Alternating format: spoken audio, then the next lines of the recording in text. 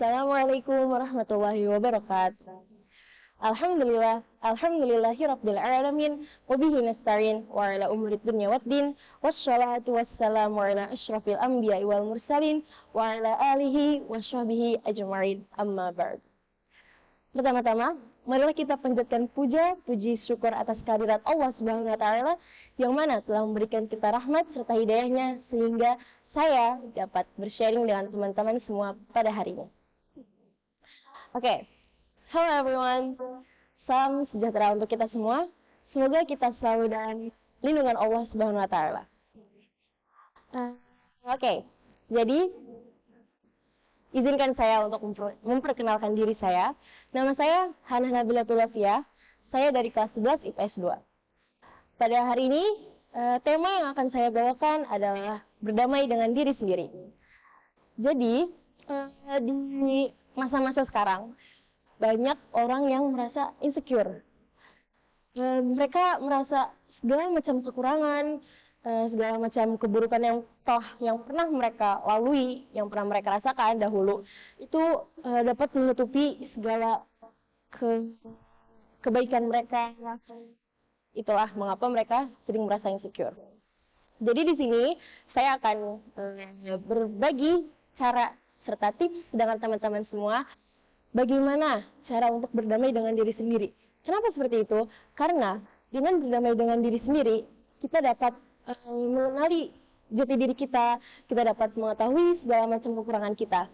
Nah, segala macam kekurangan yang kita miliki dapat kita manage, dapat kita kontrol, dapat kita perbaiki. Yang mungkin dapat kita perbaiki untuk tidak menjadikan kejadian-kejadian buruk yang pernah terjadi seperti sebelumnya. Oke, jadi apa itu sih berdamai dengan diri sendiri itu?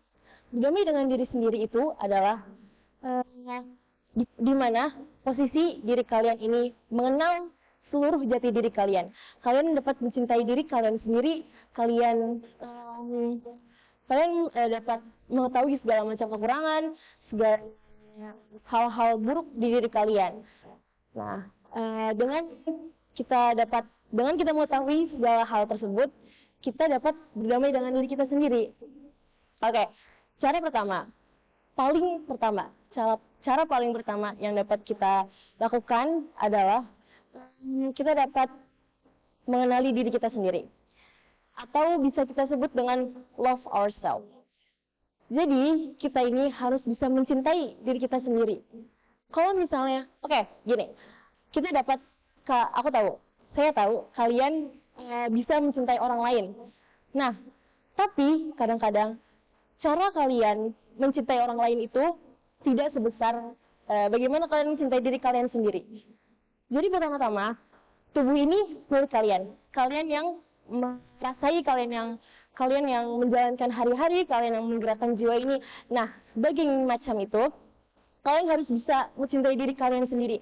Supaya dalam melakukan segala hal, kita dapat melakukan dengan baik dan tidak melakukan kesalahan mungkin.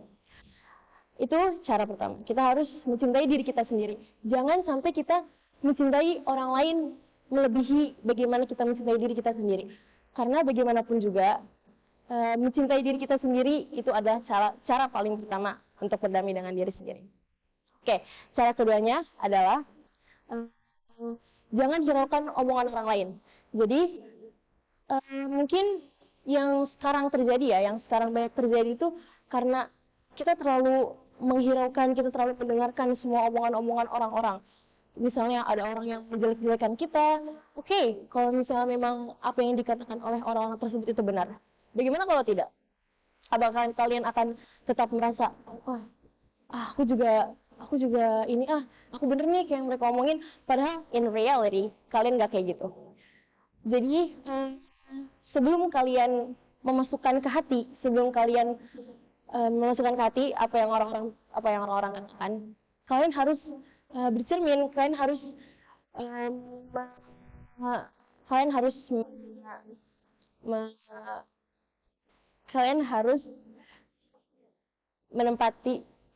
menempati diri kalian di posisi yang sebenarnya. Jadi kalau misalnya perkataan orang tersebut tidak benar, gak usah kalian hiraukan, ataupun bisa kalian lawan omongan orang-orang tersebut. Bisa kalian buktikan kalau misalnya apa yang diomongin oleh orang-orang tersebut itu tidak benar. Nah, itu adalah cara yang kedua. Cara yang ketiga adalah kita harus ini bagaimana cara kita untuk berdamai. Cara yang ketiga itu adalah dengan kita melakukan kegiatan dengan diri kita sendiri, atau bisa kita sebut dengan me time. Jadi bagaimana cara kita menenangkan pikiran kita, menenangkan suasana hati kita? Kita bisa me time ya, bahasa sekarang ya. Jadi kita bisa mengintrospeksi diri kita sendiri. Bagaimana ya, apa aja nih kekurangan kita, apa yang salah dari diri kita di mata orang-orang. Karena bagaimanapun segala bentuk kelakuan kita itu juga menyebar, mempengaruhi lingkungan sekitar kita. Kalau misalnya kita tahu kalau sesuatu yang kita lakukan itu buruk di mata orang-orang, tapi kita tidak ada niatan, kita tidak ada usaha untuk memperbaiki hal tersebut, itu akan mempengaruhi lingkungan sekitar kita juga. Orang-orang tidak nyaman dengan kita, dan juga orang-orang tidak bisa menerima diri kita. Otomatis kita tidak dapat bersosial, kita tidak dapat berrelasi dengan orang-orang, kita tidak dapat membagi cerita, kita tidak dapat melakukan keseharian pada umumnya. Jadi kita harus menenangkan diri kita, menenangkan pikiran kita dengan melakukan me time. Oke, cara yang keempat itu dengan meningkatkan rasa syukur. Jadi bagaimana ya cara meningkatkan rasa syukur? Karena pada dasarnya orang-orang itu sulit untuk melakukan rasa syukur, untuk berkata alhamdulillah, maksudnya ya seperti itu. Jadi kadang-kadang tuh bersyukur tuh sulit sekali dilakukan oleh orang-orang. Oke, aku punya cara bagaimana kita bisa bersyukur. Jadi caranya itu adalah kita harus melihat orang yang berada di bawah kita. Jadi kalau misalnya kita melihat orang-orang yang berada di atas kita, yang lebih dari kita tidak akan pernah merasa puas.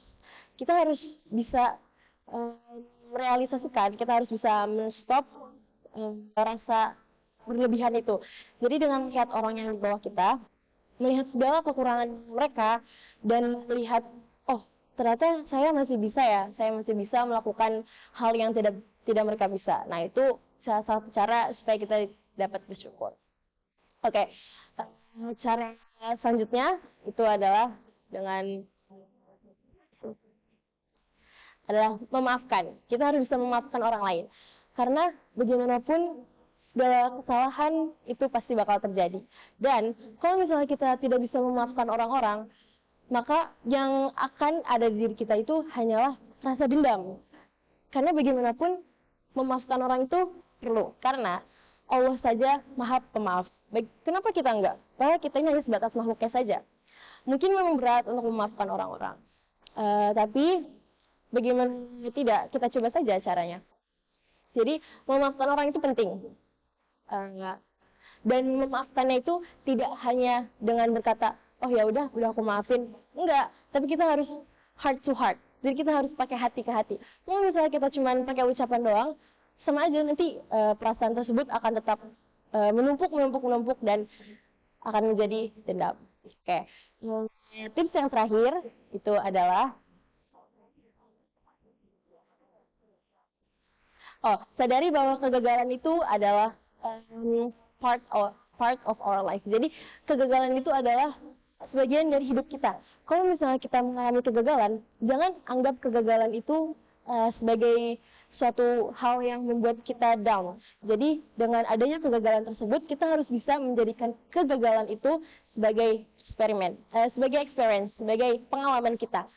Jadi kita harus belajar dari kegagalan-kegagalan tersebut untuk menjadi pribadi yang lebih baik lagi. Kalau misalnya kita stuck di kegagalan tersebut, kita stuck di kejadian tersebut, kita tidak akan berkembang. Yang ada kita akan terpuruk dan kita tidak bisa bersosialisasi dengan orang-orang, karena otomatis kita pasti akan selalu dalam kondisi, wah aku gagal nih kemarin, bagaimana ya, aku nggak bisa deh ngelakuin hal ini lagi. Nah, jadi kalian itu harus menjadikan kegagalan itu sebagai pelajaran untuk kedepannya.